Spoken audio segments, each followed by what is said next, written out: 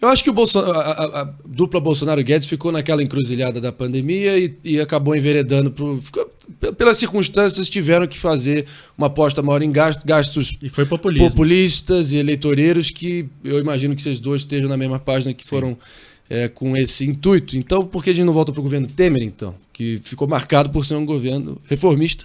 Para o bem ou para o mal, imagino que para você mais para o mal, qual foi ali a mais questionável? Reforma trabalhista, talvez é a que geralmente acirra ódios e paixões. Eu acho que a pior de todas, disparado, agora o Léo vai até pular da cadeira, é o teto de gastos.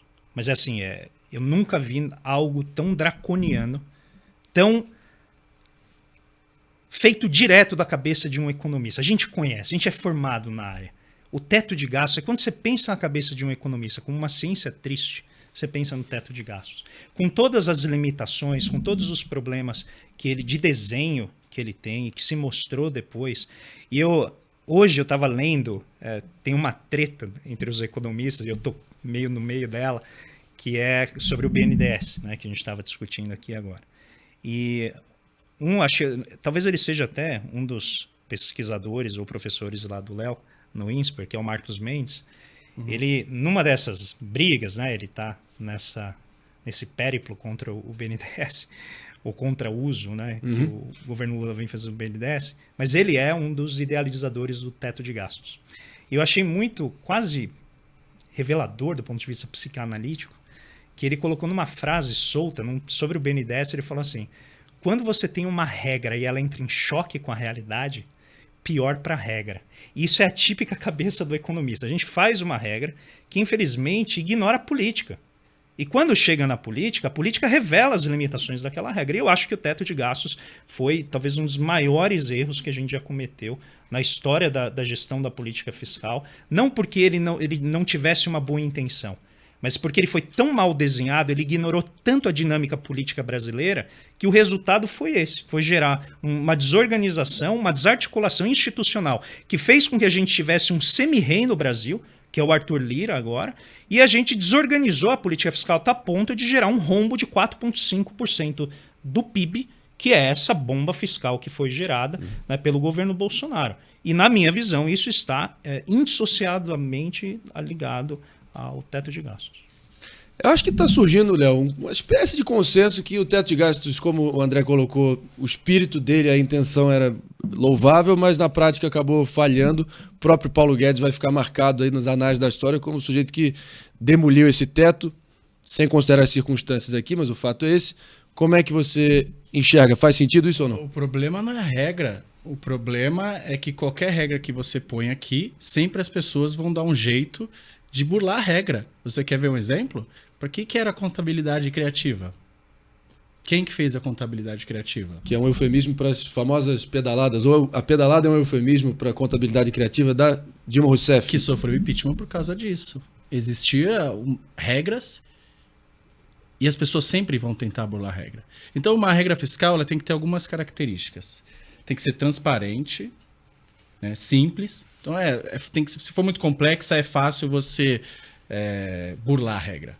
Tem que ser crível, falar, olha, eu vou conseguir cumprir, né? E tem que ser restritiva, ela tem que incomodar. Uma boa regra tem que incomodar, porque senão não é uma boa regra frouxa a ponto de você mudar o seu comportamento. Então, de fato, ela merecia ajuste. E ela tem que ter cláusulas de escape. Faltou isso? Faltou isso. Não, tem um erro de desenho, assim, Faltou genético. isso. Agora, não quer dizer que ela não tenha cumprido seu papel, não quer dizer que ela não tenha tido a sua função, pelo contrário. É só você ver o país que o Michel Temer pegou, justamente de quem acreditava que não precisava ter regra, justamente de quem utilizou a contabilidade criativa, justamente de quem aumentou déficit após déficit. Ele pegou taxa de juros mais de 10%, ele pegou desemprego elevado, inflação. Ele pegou a maior queda da história do país. Maior queda. 2 anos seguidos, nunca teve uma queda no PIB de uma magnitude daquela. Ele fez diversas reformas. Melhorou o BNDES, focou nas pequenas e médias empresas, fez o cadastro positivo, colocou uma política fiscal, uma política monetária indo para o mesmo lado, ou seja, o Banco Central e o governo falando a mesma língua. Ele fez o teto de gastos, que não tinha cláusula de escapes, mas ali foi muito importante para quê? para dizer as prioridades. Não quer dizer que você, por exemplo, não podia gastar mais com educação, mas sim, se você quer gastar mais com educação, você tem que reduzir outros gastos. Por exemplo, da elite do judiciário. Por exemplo, do funcionalismo público.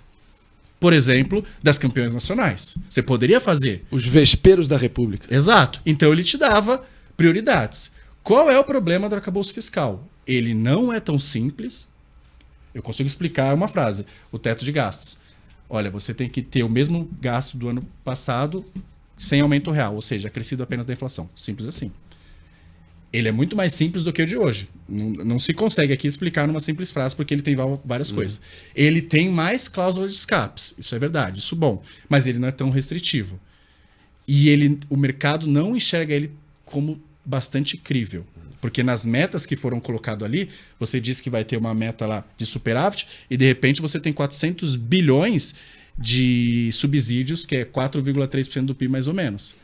Então esse é o problema dos gastos. Agora, eu acho que na época ele teve um papel fundamental e deveria sim sofrer ajustes, como foi. Agora, eu não acho que essa foi a melhor resposta. Eu acho que deveria ter tido uma outra regra que conseguisse contemplar mais essas características.